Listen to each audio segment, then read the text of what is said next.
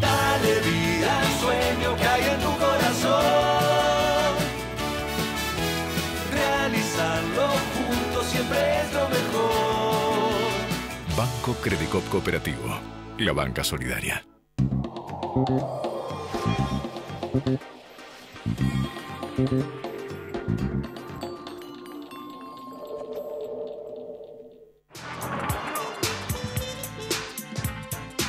¿Qué tal? ¿Cómo les va? Bienvenidos a esta nueva edición de La Cultura del Trabajo.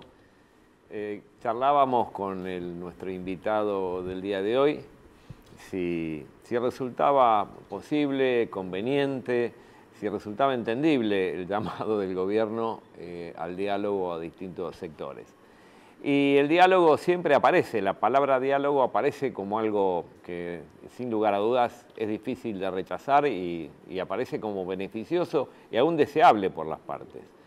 Por eso detrás de esto hay una serie de trampitas que usted ya las conoce, que todos las conocemos, pero que sobre todo no es lo mismo llamar al diálogo cuando uno inicia un gobierno, cuando uno recién ganó una presidencia, que cuando todos sabemos que está de salida.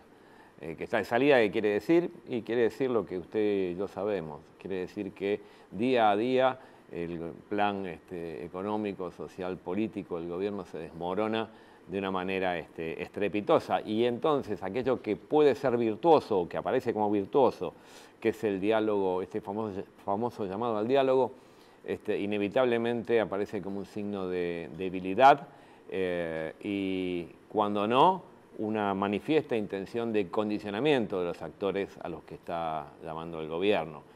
Es así que estamos, Hugo, ¿cómo estás? Así estamos, Claudio, ¿qué tal? Buenas noches. ¿Qué tal? El gobierno del diálogo se nombraba Macri allá por el 2015 y por primera vez en este mandato va a cumplir una promesa, hay que destacar eso, la primera vez que Mauricio Macri va a cumplir algo de lo que prometió en campaña. Bueno, está llamando a la oposición hoy se juntó precisamente el peronismo duro, este peronismo opositor a Mauricio Macri, hay un peronismo que lo vamos a dejar al costado, se presentó en la localidad de Los Toldos en conmemoración del centenario del nacimiento de Eva Duarte de Perón, todos juntos, se mostraron una foto todos juntos. Ahí tenemos una primera respuesta a este llamado de Mauricio Macri a dialogar. Otra de las respuestas es este peronismo que está entre medio en el que se mueve el ex ministro de Economía, Lavagna. Bueno, hoy te di una respuesta No, cuando vos dijiste que estaba entre medio, no te entendí. ¿Vos decís que resulta funcional? No, lo que quiero decir es que no está ni alineado con el kirchnerismo, con Unidad Ciudadana, que está más emparentado con ese peronismo o kirchnerismo disidente que conduce Miguel Ángel Pichetto.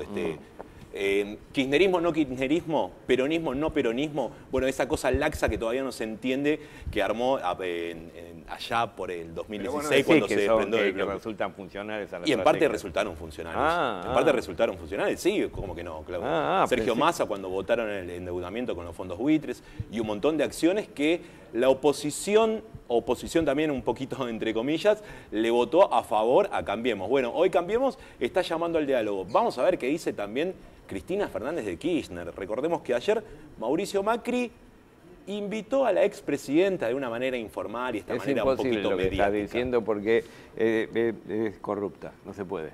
No se puede dialogar, no van a poder dialogar. No pueden dialogar. Y bueno, en base a esto... Yo no dialogaría. ¿Con quién? ¿Con quién? Bueno, con Cristina toda la vida. Está bien. Pero yo no podría llamar al diálogo si considero que del otro lado hay un perjuicio para la gente, ¿no? Que hay corrupción. Entonces no llamaría al diálogo. Claro, no, hay que ver qué es esta reunión, ¿no? De qué se trata, porque no creo que Mauricio Macri le proponga que le dé un plan de salvavidas o algo parecido, porque nunca consultó a nadie. Por eso decíamos, es la primera vez que va a cumplir esa promesa de diálogo, porque el año pasado, cuando se endeudó con los fondos buitres, tampoco, con el Fondo Monetario Internacional, bueno, es lo mismo, parecería ser lo mismo, tampoco lo consultó con nadie, Claudio. Y precisamente mañana el FMI va a visitar la Argentina en una especie de cumpleaños, podemos decir, porque mañana 8 de mayo se cumple un año del acuerdo que Mauricio Macri autorizó, ese acuerdo que firmó por millones, miles y millones de dólares a endeudar el país. Así que van a venir a festejar. y un poco a ver qué están haciendo con la plata, ¿no? Pero para festejar. ¿Habrá torta? Valga la redundancia. Habrá de todo, me parece, en esa reunión. Bueno, otro de los temas duros que tenemos que hablar fueron los despidos en este primer trimestre. Los despidos y suspensiones ascendieron a 20.000, Claudio. Los que encabezan este récord, por decirlo una palabra triste, es la industria automotriz, que tiene 7.700 despidos y suspensiones. Dicen que no se venden autos. Dicen que cayó un 34% la producción de vehículos.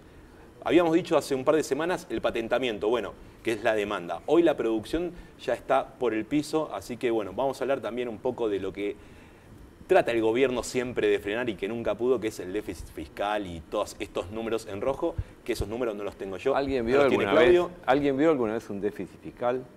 Yo no lo vi, pero lo Mariana... Lo que un PBI, ¿no? Sí, pero Mariana sabe de esto. ¿Qué tal, Mariana? ¿Qué tal? Buenas tardes. Sí, la verdad que la economía sigue en crisis y una de las razones por las cuales esta crisis continúa tiene que ver con el comportamiento del gasto público, con los sucesivos recortes que desde el acuerdo con el FMI han sido, la verdad, mucho más fuertes, incluso que los que venían siendo desde el inicio del gobierno. Entonces vamos a analizar un poco esta situación de recortes y vamos a ver cómo, a pesar del ajuste permanente del gasto público y del efecto recesivo que tiene sobre la economía, que no ayuda para nada a la recuperación, sino que hace que se suma más en la crisis, no se reduce el déficit fiscal, no se cumple el objetivo. Vamos a ver primero qué pasó con los ingresos y los gastos de la Administración Pública Nacional, del sector público nacional, desde que asumió Macri. Ahí en el gráfico ustedes van a poder ver dos líneas, la de ingresos que tiene el Estado Nacional es de color azul y la de gastos color rojo. Las dos vienen en picada y aceleran en el 2018, en efecto. Los ingresos que tiene el Estado se redujeron desde el principio del gobierno de Macri. ¿Por qué? Porque bajó impuestos. El más fuerte, las retenciones a las exportaciones, que fue una medida tomada ya en el verano de 2016. A mí no me bajó ningún impuesto. No. Además hubo reducciones en bienes personales y además hubo algunos cambios en el impuesto a las ganancias. En todos casos podríamos decir que no son medidas demasiado progresivas y que fueron minando los ingresos del Estado. A esto se sumó que dentro de este periodo tenemos 2016, año recesivo, 2018, año muy recesivo, de muy fuerte crisis, y 2019 que viene también mal. Así que por estas razones, reducción de impuestos y mala situación económica, los ingresos fiscales cayeron en total casi 9%. Y en lo que va de 2019, que ya queda fuera del gráfico, digamos, el primer trimestre en la comparación interanual, da una caída de casi 8%. 8%. Sigue cayendo. Hay que recordar que cuando hicieron el presupuesto para este año, no estaba previsto que cayeran los ingresos fiscales. Así que el panorama no se está cumpliendo. Bueno, era un poco de esperar, ¿no? Pero no se está cumpliendo ni el nivel de actividad económica, que no se esperaba que fuera tan malo, o que el gobierno no esperaba, o decía no esperar que fuera tan malo, y tampoco la recaudación que esperaban que fuera mejor. Y el dólar tampoco en estos niveles, y la inflación. Ya yendo a otros temas, hay unos cuantos pronósticos que no se le vienen cumpliendo.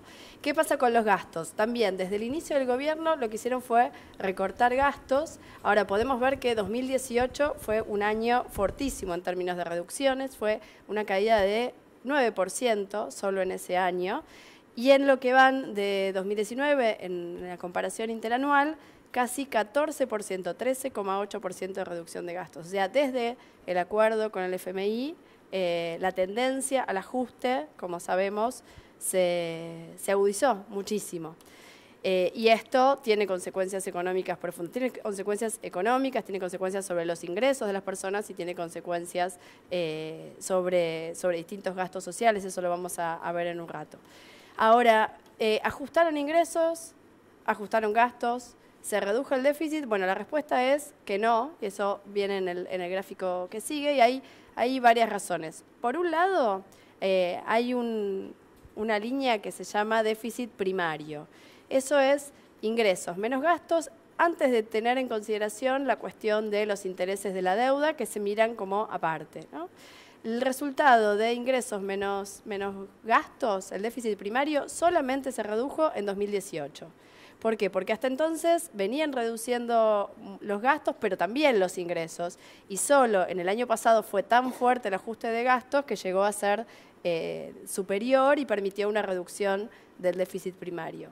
Ahora, al mismo tiempo, hay una línea negra en el gráfico, que es la que se duplica prácticamente en ese periodo que estamos mirando, que son los intereses de la deuda. Entonces, como después de calcular el déficit primario hay que tener en cuenta que hay que pagar esos intereses, y esos intereses no hacen más que crecer, y cada vez también crecen más aceleradamente, finalmente el déficit financiero viene estando igual. O sea que hasta ahora la meta con el FMI estaría siendo difícil de cumplir, a pesar de que el ajuste en los gastos está siendo muy fuerte, muy superior a lo que estaba previsto, porque también los ingresos se reducen, ¿no? Entonces, se reducen los gastos, pero también se reducen los ingresos, pero también crecen los intereses, hay ajuste y sobreajuste y difícil de cumplir la meta prometida. Cada vez va a ser peor, porque los intereses cada vez son más grandes y hay nuevos vencimientos. En realidad, por los dos lados puede decirse que es peor, porque los intereses siguen creciendo, ahí en el gráfico se ve que se duplican en estos años, y en lo que va de 2019 aumentan un 51% respecto al año pasado. Vale aclarar que todos estos cálculos son en términos de poder adquisitivo constantes, porque si no, no lo podríamos comparar a través del tiempo, así que el aumento es mucho mayor en términos de nominales, en términos de pesos. Y además el otro problema es que los ingresos no se vienen recuperando.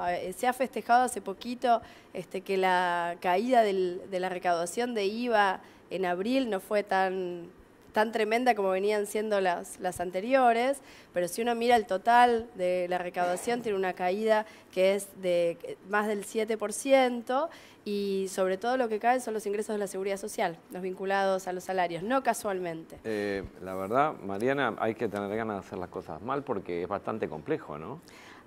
Bueno, y hay una cuestión más de cómo se hacen las cosas mal, que tiene que ver con que hay una persistencia en este camino. Uno puede tomar de los 10 puntos que se están presentando para el consenso, ¿cuáles tienen que ver con estos temas fiscales? Bueno, por un lado, de gasto público no se dice nada, cuál se piensa privilegiar o cuál no.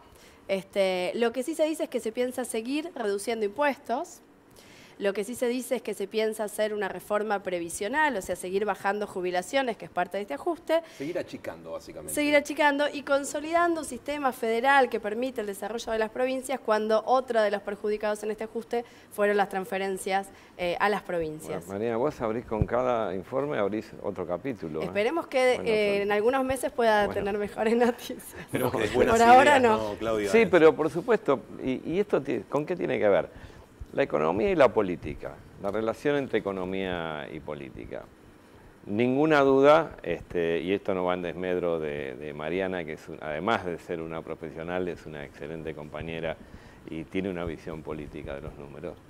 Pero acá la política determina indudablemente el camino económico-financiero del país. Esto ha sido siempre así, y para eso hemos traído también a un compañero muy conocedor del tema. Un colega, Gabriel Fernández, ¿qué tal? Amigo de la casa ya prácticamente, como digo siempre. Un placer. Bienvenido. Acá, como siempre. ¿Cómo estás, Gabriel? Estaba viendo, ¿no? Estaba escuchando, escandalizado, a pesar de que uno conoce la situación.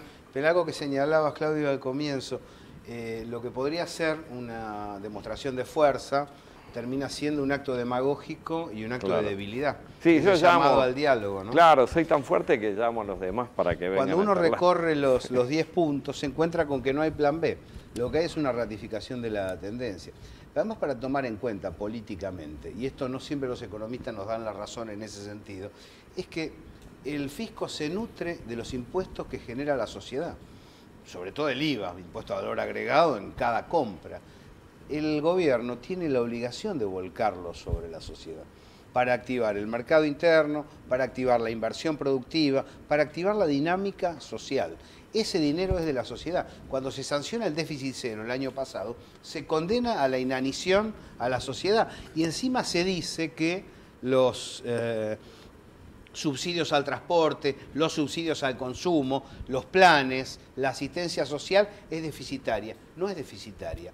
Es la obligación que tiene una gestión de volcar los impuestos que la sociedad genera para lograr producción. Claro, para reinvertir. reinvertir. Bueno, ¿Quién se queda con ese Digo, el excedente? concepto tan claro, Ahorrar es un pecado en pero ese caso. sí, pero la verdad es que muy pocos lo ven de esa manera, Gabriel. Y todos están observando que el Banco Central de la República Argentina va quedando en manos privadas, el Banco Nación está siendo vaciado, por lo tanto las herramientas financieras que puede tener el pueblo argentino para desarrollar una actividad productiva están siendo licuadas y puestas a disposición de los espacios privados financieros con intereses externos.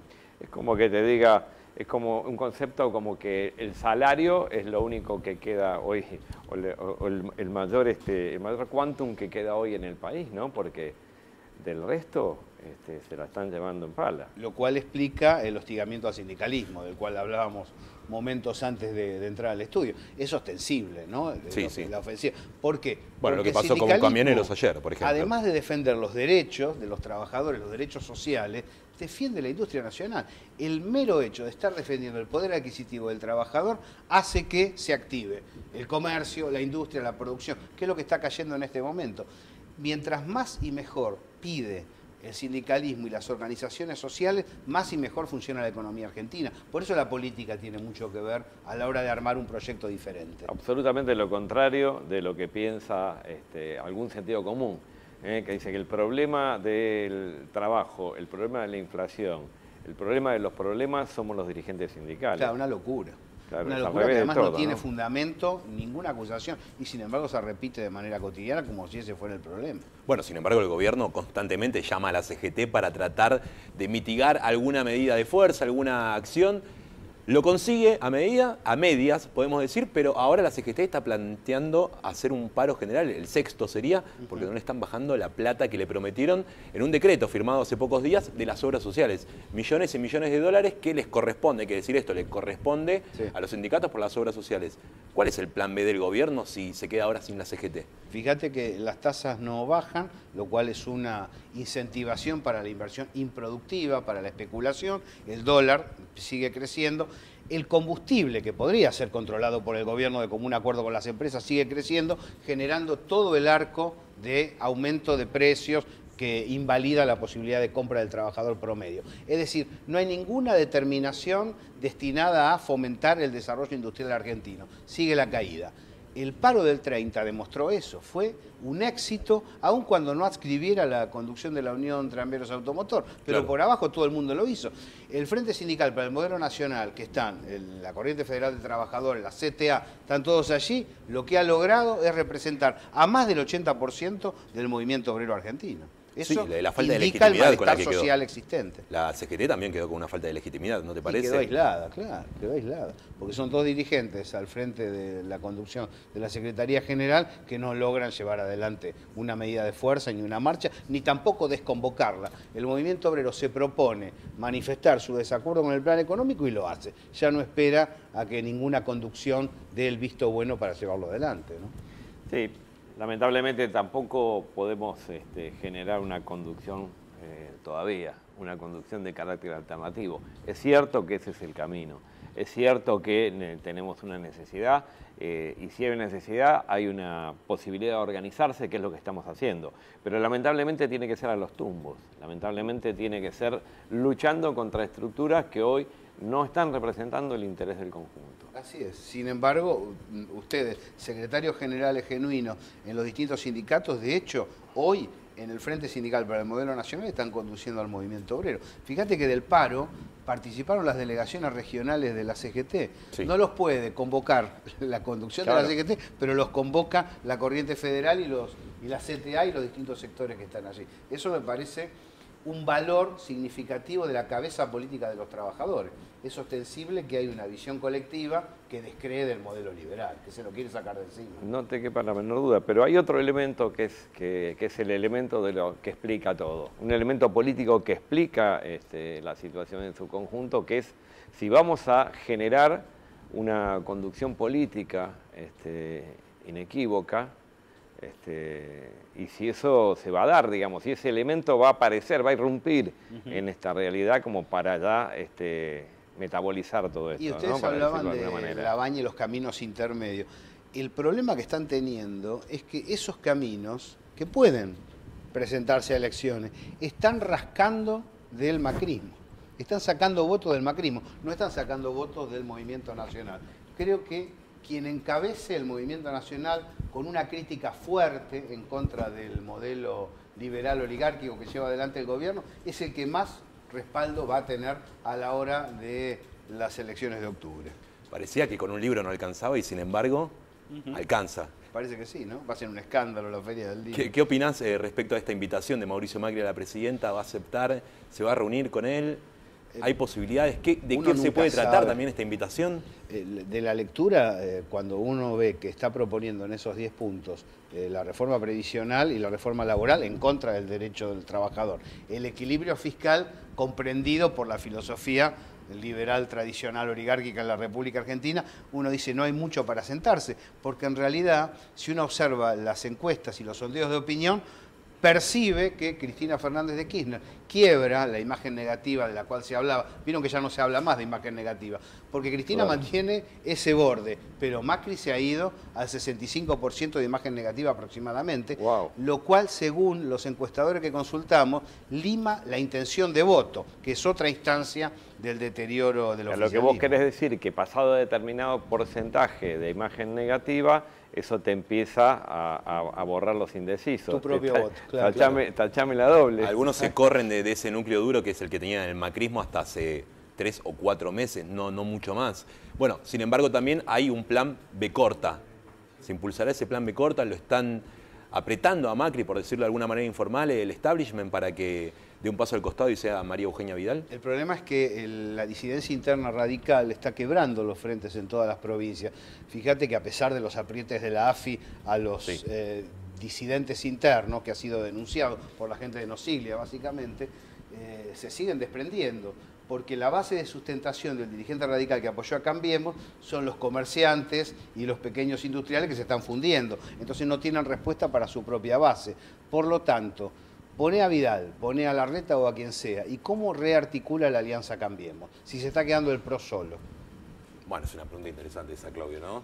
Muy interesante, sobre todo de cara a que en este país la derecha jamás había tenido una expresión de carácter partidario que tuviera una forma masiva. Democrática. Democrática, claro, democrática y masiva. Hoy la gran diferencia, o sea, esta más media, por decirlo de alguna manera, siempre estuvo con este pensamiento gorila, siempre estuvo presente, no es nueva. Sin duda. La única diferencia es que hoy tiene una expresión partidaria, ¿no? Al disiparse eso, al quebrarse el frente interno, no se van a pasar sectores profundamente antiperonistas a el voto nacional popular. Nunca. Pero con que no voten conjuntamente hacia el macrismo, ya está abierta la posibilidad de un recambio con un gobierno mucho más razonable para el desarrollo económico argentino. Pero en ese sentido, Gabriel, así yo entiendo el razonamiento y creo que hasta que lo comparto, cualquier otra variante entonces de carácter intermedio le va a sacar más votos a Macri que lo que le puede sacar a Cristina. Y pensémoslo, ¿no? Pensémoslo en conjunto. Ponele, va Urtubey, va Pichetto, va Labaña. Urtubey dijo que Cristina tiene que estar en el peronismo. Esto es nuevo, eso es inédito. Fantástico. No, el vice Urtubey es interesante, como para tomarlo en cuenta. Digo, si vos tenés una visión crítica del agrupamiento que vos hablabas, de unificación del movimiento nacional, como se viene dando, el trabajo que se vio en Córdoba, en las intendencias, bueno, varias elecciones provinciales, ¿a quién le sacan votos? Y básicamente un tipo que hoy está dispuesto a votar a Labaña es porque está dispuesto desde el radicalismo a dejar de votar al macrismo. Pero el peronista tiene en sus candidatos Cristina, Felipe Solá, Sergio Massa, tenés una serie, Alberto Rodríguez Sá, tenés una serie de precandidatos muy atractiva que probablemente vayan conjuntamente a las elecciones, impulsados por lo que señalábamos antes, que es el malestar social económico. Y además porque nadie quiere perder, nadie quiere perderse de integrar el tren del sector ganador. De aquí a la elección y de acuerdo a este informe y a muchos otros que nos ha traído Mariana, aparecería como técnicamente imposible revertir una situación de caída y casi te diría de descomposición del consumo y de la economía. Hasta Mirta Legrand lo dijo, Claudia, hay que decirlo. Claro. Entonces, lo político solo puede seguir el derrotero que vos estás marcando. A menos que existan errores muy marcados del campo propio, porque, viste, todos somos futboleros, ¿no? Viste que el equipo rival puede jugar mal, pero el que la tiene que invocar sos vos. Claro. El que tiene que aprovechar las oportunidades. Si no se aprovecha esta situación para generar un camino de desarrollo nacional, bueno, será error propio. Porque la cancha está abierta para poder atacar con intensidad. Y puede decir que no nos descuidemos, ¿no? No nos creamos que la tenemos toda de este lado. Sí, a veces creo que tenemos una experiencia. Los partidos se juegan, dicen también, ¿no? De sectarismo, tenemos una experiencia de distintos problemas internos del movimiento nacional que a veces conspiran en contra de las posibilidades de crecimiento. Bueno, tenemos hoy entonces un panorama y una coyuntura que es altamente promisoria. Pero bueno, tenemos que salir a jugar. Y salir a jugar significa que no nos acordemos en los últimos 15 días, ¿no? A salir desesperados a convencer y a militar a aquellos que están indecisos, a aquellos que no la ven. Sino trabajar en forma mucho más organizada y con más antelación, ¿no? Eso es importante y lo tiene que ver un referente gremial, ¿no? Que lo conoce. La militancia concreta en la fábrica y en el barrio no se releva con medios de comunicación. Uno desde los medios puede apuntalar, entrevistar a alguien que interesa, que dice verdades, dar información correcta, certera, pero el mano a mano, el diálogo callejero, no es relevable por la comunicación social. Y a veces pienso que desde hace un tiempo a esta parte hay una militancia con freno de mano en términos barriales y en términos sociales, que debería activar con mayor intensidad si está pensando en elecciones que se van a desplegar dentro de 6 meses nada más. Hoy entonces tenemos todas estas condiciones, nos falta tal vez también una definición desde la subjetividad de la candidata que estamos necesitando más temprano que tarde. A no desesperarnos, pero sí a preparar lo que viene para que no nos agarre en el camino y para que todos nuestros esfuerzos sean absolutamente coronados por un triunfo del campo popular. Nos estamos viendo en la próxima en La Cultura del Trabajo. Muchas gracias.